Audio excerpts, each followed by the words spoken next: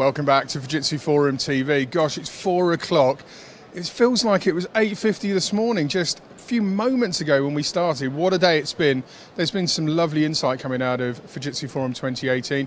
2 amazing keynotes with great information for you all to look back on. One of the benefits of Fujitsu Forum TV is all the videos are there up on Facebook, Twitter and YouTube. So if there's something in an earlier interview that really piqued your interest, you can go and review it. Now, we're bringing you 27 live interviews and 3 keynotes over the 2 days of Fujitsu Forum.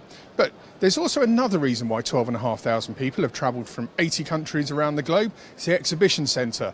They've come here to see firsthand all the digital solutions delivering on challenges. Let's show you what's been happening down in the exhibition centre.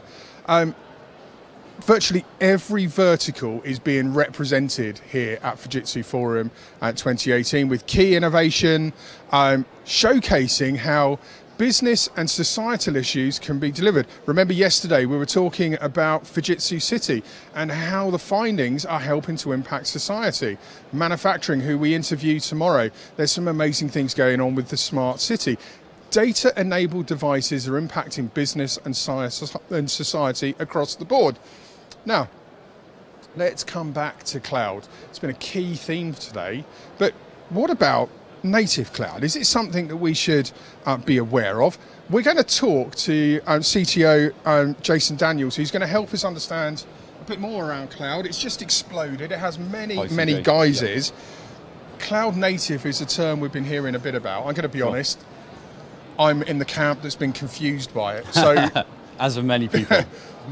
Simply put, what is cloud native? So CJ, cloud native is the new state in which customers are evolving to operate their applications and data.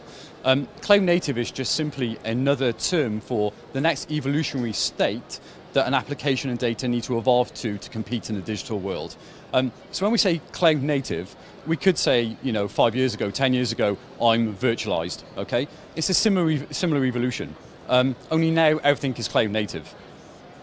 What are the main benefits and outcomes organizations are, or probably should, be looking to drive with cloud native? So cloud native enables a number of things. First and foremost, competitive advantage, lower operational cost and complexity.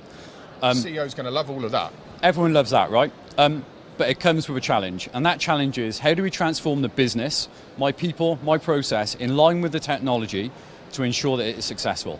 This is not a case of just waking up and saying, cloud native, I'm deploying tomorrow and I'll be competitive and successful.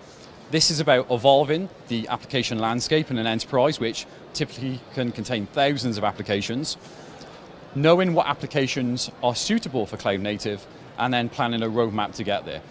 This isn't one size fits all. Cloud native is not for everybody based on your maturity of application. However, it's certainly the end state for everybody. Sounds like this will be aspirational for a few businesses out there, to say the least. Where would it rank on the digital journey? Because, blimey, they got a lot to get through, right? Sure. So in terms of the digital journey and the progression through the stages to become, if you like, ultimate digital supremacy to compete in the digital arena, cloud native today is certainly the target that every enterprise is aiming for.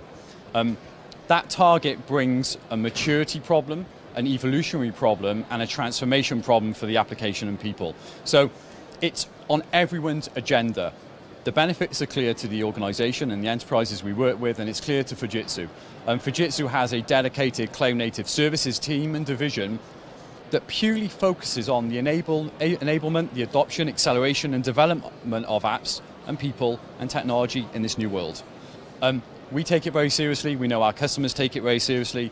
It's a complex road to tread, and it's a complex road that needs the robust hands and engineering heritage of Fujitsu to take them on that journey. I know you've been quite a busy man here. You've got a big presence, a lot going on. Just tell us a bit about what you've been doing, because there's real interest within cloud native, isn't there? There is. And again, I come back to the same 2 things, okay? And this is the shift we are seeing now. A term I use is focus on the 20, not the 80. 80% are the things that we've traditionally focused on, which is your virtual machines, your storage, your networking, all the bits that we have in place for one reason, and that's so that we can run an application. Why do we run an application? So that we can get to data, either generate, manipulate, get insights from data. And the application is just a human abstracted way for us as humans to interact with that data.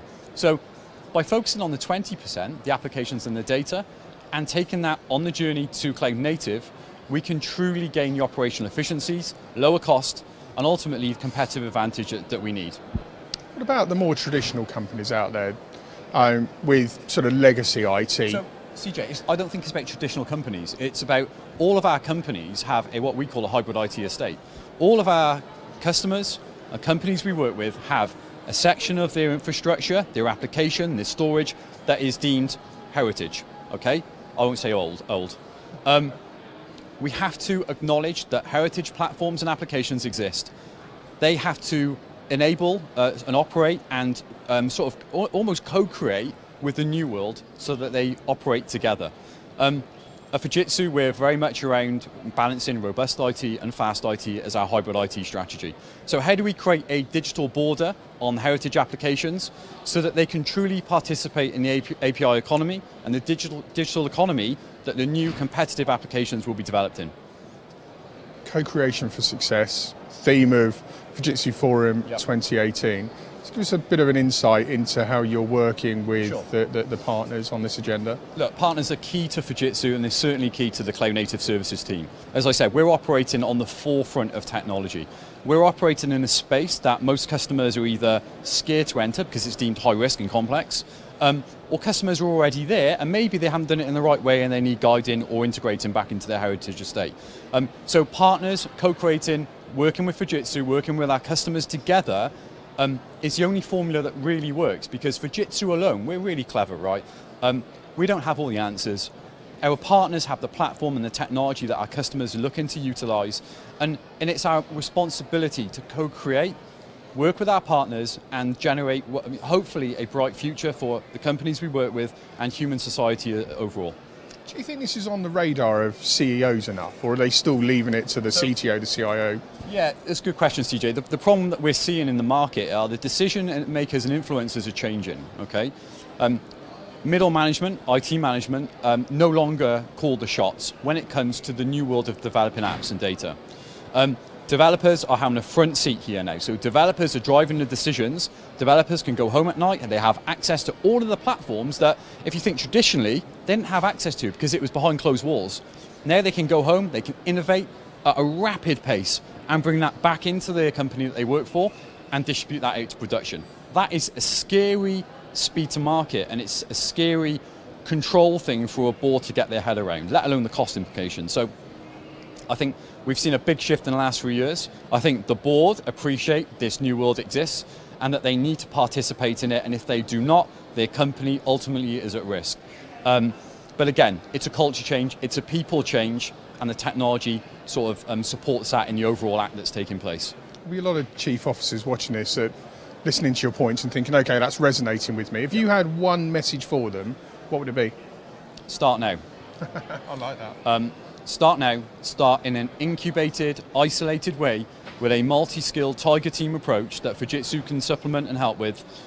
Pick a easy, low-risk project, because this is about gaining business trust internally, evolving the company's culture and the way you operate to ultimately deliver excellence out to your customers. You will never achieve that at the landscape that these enterprises, they've got thousands and thousands of employees, okay? It can only ever be achieved in a small incubated way and then grown. Fantastic. Thank you very much for pleasure. your time. Thank Fascinating you, stuff. If that's resonated with any of you and you're thinking, okay, I probably need to have a conversation here, or at least go back to the boardroom and trigger a conversation. If you want to get in contact with Jason, we can facilitate that via social. Just reach out to us. We'll make the introduction so you guys can move it forward. Email us at hellocloudnative@fujitsu.com. There you go. Couldn't say it better myself. Still plenty more to come on Fujitsu Forum TV today. Up next, Dr. Alex Bazin is helping us understand IoT. He's going through huge change. It's been a bit of a buzzword for many, many years now. Are we finally beyond the hype? Are we at a point where it's making tangible business? Now, off air, I was talking to the security team ahead of their interview at 5:30 tomorrow. They tell me within 24 months, 20 billion IoT devices are going to be connected to the internet. Astonishing growth rate. So join us next, Dr. Alex Bazin, that's going to be one to tune into. Security, if that's piqued your interest, how's this? $610 billion lost to cybercrime this year. Now, 80% of data is going to be going through the cloud within the next 2 years, they say. That number is going to explode. CEOs, unless you've got a blank checkbook, you cannot afford to miss the security conversation tomorrow at 5:30. Plenty more insight coming today from Fujitsu Forum TV. Stay with us.